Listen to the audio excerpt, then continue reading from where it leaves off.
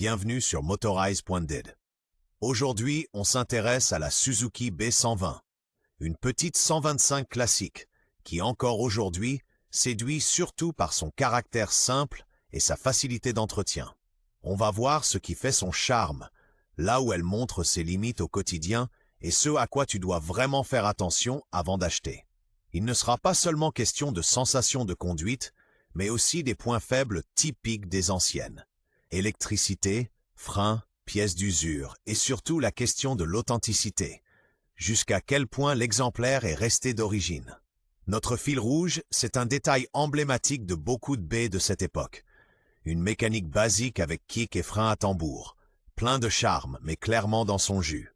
À la fin, tu auras un avis net. Pour qui la Suzuki B120 vaut le coup et pour qui, plutôt pas. L'appellation Suzuki B120 n'est historiquement pas aussi claire qu'on pourrait l'attendre de modèles routiers soigneusement catalogués. Sur de nombreux marchés et dans différentes scènes, B120 a plutôt servi de nom courant pour certaines préparations, variantes d'importation ou versions distribuées localement. Souvent proches des petites séries Suzuki populaires dans les années 70 et 80. C'est précisément pour cela qu'on trouve rarement des données d'usine fiables et uniformes. Brochures, codes de châssis et équipements peuvent varier fortement selon l'origine. Un repère concret pour s'y retrouver, c'est la plaque constructeur sur le cadre. On y lit le code modèle et le numéro de cadre, qui permettent de déduire la version de marché et la période de fabrication. Si vous envisagez d'acheter une B120, considérez cette identification comme la toute première étape. Elle conditionne la disponibilité des pièces et les bonnes spécifications. Bitte sendet den deutschen Voice-over-Text für Szene 4, fehlt nach Original, dann übersetze ich ihn ins Französische. Sur le plan technique, la Suzuki B120 mise sur l'essentiel, simple et robuste. Un monocylindre 4 temps refroidi par air d'environ 118 cm associé à une boîte manuelle à 4 rapports. Le démarrage se fait à l'ancienne, au kick, et beaucoup d'exemplaires fonctionnent avec une installation électrique en 6 volts et un allumage à rupteur. Typique de l'époque, mais un point à surveiller aujourd'hui. Côté partie cycle, Suzuki opte pour une fourche télescopique à l'avant et 2 amortisseurs à l'arrière, avec des freins à tambour sur les 2 roues. Détail de modèle bien reconnaissable. Les roues à rayons au format classique, souvent 19 pouces à l'avant et 18 pouces à l'arrière selon la version. L'ensemble repose sur un cadre en tube d'acier, pensé davantage pour durer que pour la sportivité. Résultat, peu de high-tech, mais un entretien facile. Visuellement, la Suzuki B120 est un pur produit de son époque.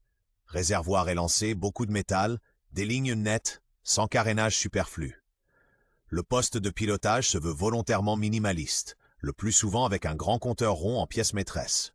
Un détail typique qui signe le style, le cerclage de phares chromés, dans la grande tradition du projecteur rond qui, associé aux roues à rayons, instaure instantanément une ambiance old school. Côté ergonomie, on est assis bien droit. Le guidon est plutôt large et agréablement haut, la selle étroite et facile d'accès. Beaucoup de pilotes apprécient la hauteur de selle basse, autour de 780 mm, rassurante surtout en ville. La taille fine facilite les manœuvres, et à l'arrêt la moto paraît plus légère que ne le laisseraient croire les chiffres. Le confort vient davantage du débattement de suspension et de la position de conduite que d'un rembourrage luxueux. Au quotidien, la Suzuki B120 se conduit avec facilité et sans stress. Son petit monocylindre d'environ 120 cm délivre sa puissance tôt, ce qui est très agréable dans les embouteillages urbains. La boîte à 4 rapports est généralement étagée court, parfait pour les démarrages au feu et les petites routes, moins idéal pour les longues distances à vitesse élevée et constante. Un trait typique du modèle, ce sont les freins à tambour classiques. Ils font le travail, mais demandent d'anticiper et un entretien régulier.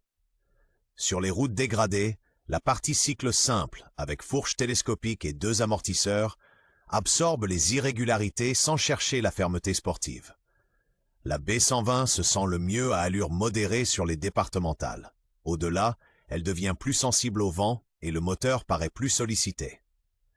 Pour les trajets domicile-travail, les petites courses et les balades tranquilles après le boulot, Le concept fonctionne pourtant étonnamment bien.